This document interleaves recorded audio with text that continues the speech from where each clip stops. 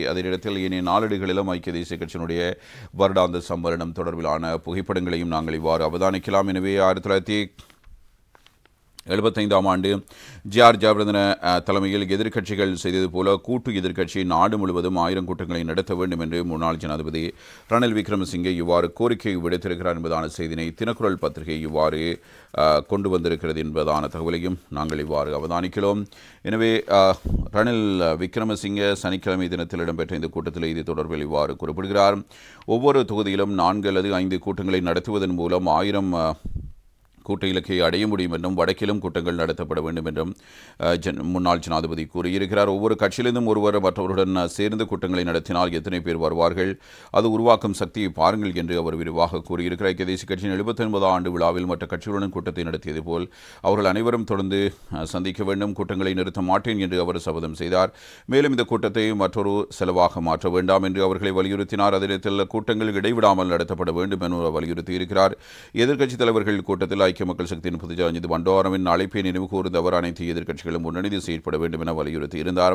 அதை எவ்வாறு செய்ய முடியும் என்பதை பின்னர் நம்மிடையே விவாதிக்கலாம் என்றும் ரணில் விக்ரமசிங்கே இவ்வாறு கூறியிருந்தார். எனவே இப்போது பலருடைய எதிர்பார்ப்பும் இருக்கிறது, ஐக்கிய மக்கள் சக்தியும் ஐக்கிய தேசிய கட்சியும் இணைந்துவிடும், அதற்கான வாய்ப்பு உருவாகி இருக்கிறது என்று ரணில் விக்ரமசிங்கே வைத்தியசாலையில் அனுமதிக்கப்பட்டிருந்த சந்தர்ப்பத்திலும் ஐக்கிய மக்கள் சக்தியின் தலைவர் எதிர்க்கட்சி தலைவருமான சஜித் பிரேமதாஸ் அவர்கள் அவரை நேரடியாக சென்று பார்வையிட்டிருந்தார்.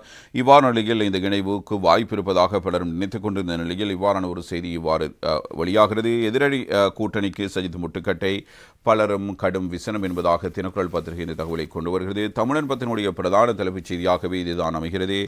ஐக்கிய தேசிய கட்சி ஐக்கிய மக்கள் சக்தி கூட்டு அவுட், ரணிலுடன் பயணிக்க சஜித் மறுப்பு, எதிர்க்கட்சிகளுக்குள் அதிருப்தி உக்கிரம் என்பதாக தமிழன் பத்திரிகையில் வெளியாகி இருக்கிற இந்த செய்திகளில் தகவல்கள் வெளியாகி இருக்கின்றன.